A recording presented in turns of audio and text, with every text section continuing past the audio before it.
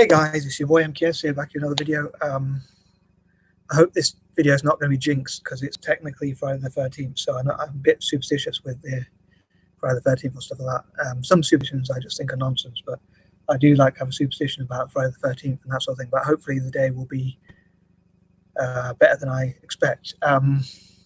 But yeah, so I thought I was a bit bored, so I thought before I go to sleep or whatever, I would make this video. But it took me a while to actually come up with this idea. So anyway, I know I have this habit of with my punctuation. I was thinking of doing a video where I'd talk about some of my embarrassing writing style or embarrassing hoarding problems and things like that. I haven't quite got around to doing that, but I'm hoping to get around to ASAP doing a video about my embarrassing hoarding problems and my embarrassing writing style, and why I have this habit of like using a lot of punctuation and semicolons included and things like that.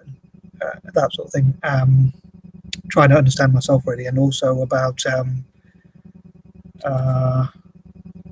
yeah, I put a lot of things in speech marks as well, that sort of thing. But anyway, this video is about how I wish for Anglo-Indians. I've been put in speech marks for some reason, like say A.I.s or Anglo-Indians, A.I.s obviously for short.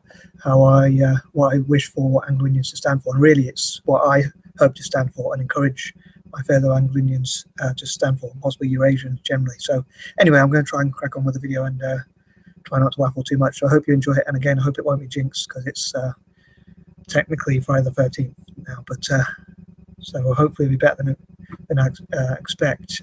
But anyway, here goes. So number one, I hope for Anglo-Indians to financially support what I call the four, or even now the six, which are Indigenous people from, I know I mentioned this point before, but I'm going to briefly mention it again. Indigenous people from Africa, Australasia, like Aborigines, Maoris, and people like that, the Americas and Asia, and also what I call the six includes Latin America and Ireland as well. So I hope for Anglo-Indians to support those groups as much as possible, because there's a theory about how Anglo-Indians were kind of almost a creation of the British Empire, like to try and divide India. So I'm not sure if that's true or not.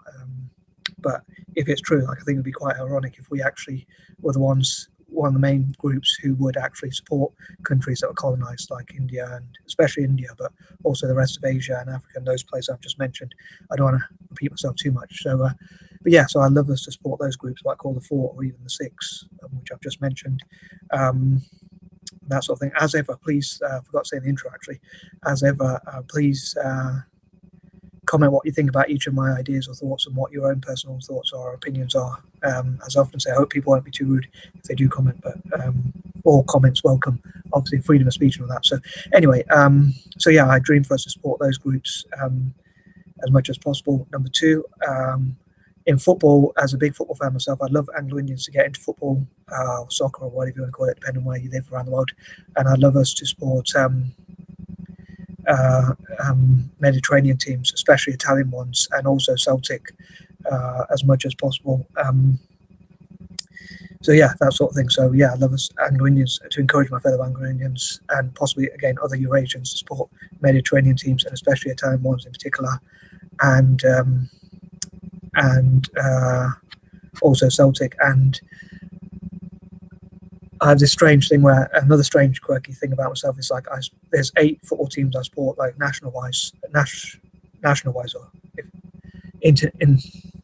I can put nationality wise, which are Italy, France, Turkey, Mexico, Spain, Portugal, Argentina, and Brazil, in that order. So I love Anglo-Indians, like to encourage my fellow Anglo-Indians to do that as well. Another team I like is Chelsea, because it has an Italian connection and Mediterranean connection, because a lot of the former Chelsea players were Italian, and they've had a few Italian managers as well. I like Leicester a little bit because it's quite diverse, and I don't know if I should say, but I'm born and bred in Leicester. So, but yeah, but my main teams I love are Italian teams, Mediterranean teams generally, but especially Italian ones, and Celtic. So again, I love to encourage my fellow Anglo-Indians to support those things. Number three, I love my fellow Anglo-Indians to also support like libertarianism, fiscally conservative, not really forced, like not higher taxes or forcing people to do things they don't want to do, like forcing people to pay more taxes or forcing people to do things that they don't want to do in life, but trying to give people as much freedom and human rights as possible. Yeah, so libertarian beliefs about freedom. If you don't know what libertarianism is, please read about it and find out more if you want. Obviously, it's your choice, but again, yeah, it's about freedom, free choice, lower taxes. I'd love to have the lowest taxes possible, like encourage the lowest taxes possible, but also like to remember what I was going to say.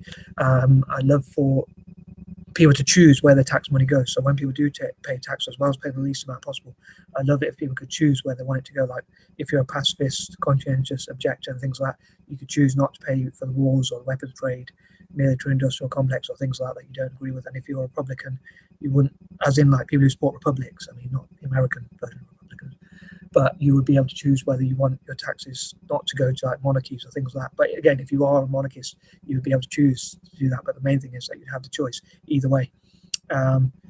Number 4, another group I call another 4, or the other 4 are like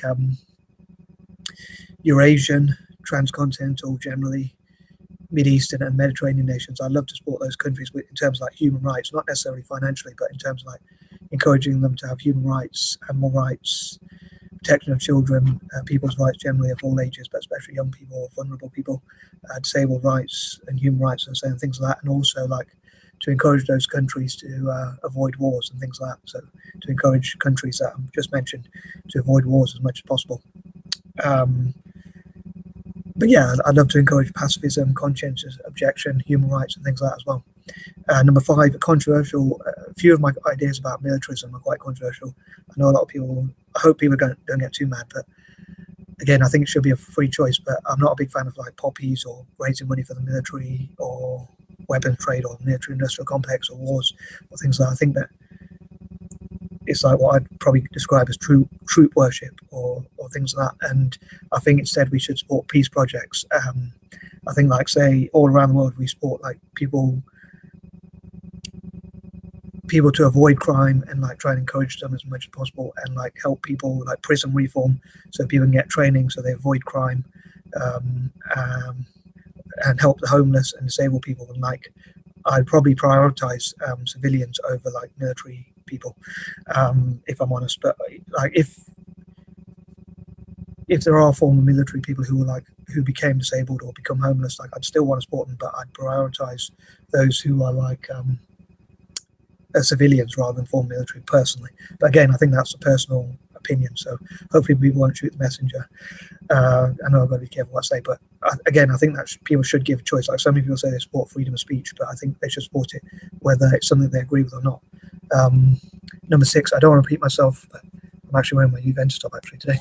But yeah, I don't want to repeat myself too much, but I think like as number 6, I love Anglo-Indian support, what I call the 6, which I've mentioned before, like Latin Americans, people from the Americas, generally, especially indigenous Americans, people from Africa, Asia, especially India, Australasia, like Aborigines, Maoris, and that sort of thing, like fundraise for their entrepreneurs, and also to train children in STEM in those countries so they can be empowered in the future, like Aborigines and Maoris being empowered in STEM, science, tech, engineering, and maths, which are going to be so much of the future jobs. And also, like as I said before, like Italian football. Number 7, again, I'd love us to support Celtic. Sorry if I'm repeating some of these ideas, but number 8, I love Anglo-Indians to be like charitable, philanthropic people in a way.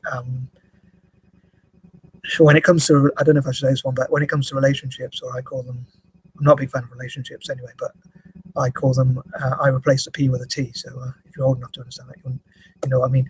I think hopefully someone out there will know what I mean. But yeah, so I'm not a big fan of like being providers or things like that. So, but in terms of philanthropy, like helping, let's say women in developing countries or things like that, developing countries, if you want to put it simply, like Africa and Asia, places in Asia and Africa, sorry. I know they're continents before anyone says anything about that. Because I know people say when you say Africa, they say Africa's a continent, not a country, which I already know. But I'm talking about Africa as a generic place. And I think like if they unite and work together cross border, they'll do a lot better. Same with Asia. And there's other groups I've talked about as well, like Latin America and groups like that. as say, and I love all those groups, what I call the six, to like work together, and Anglo-Indians to encourage those groups to work together, and again supporting businesses, entrepreneurs, and people like that in those countries. Also like uniting together against white supremacy and extremism of all kinds, like Islamic extremism and things like that. So I've just realised how long this video's gone on, so I'm going to try and wrap it up. But yeah, so love, not hate, and that sort of thing. Being loving people, nice, caring, kind, compassionate, sharing, and that sort of thing. Number 9,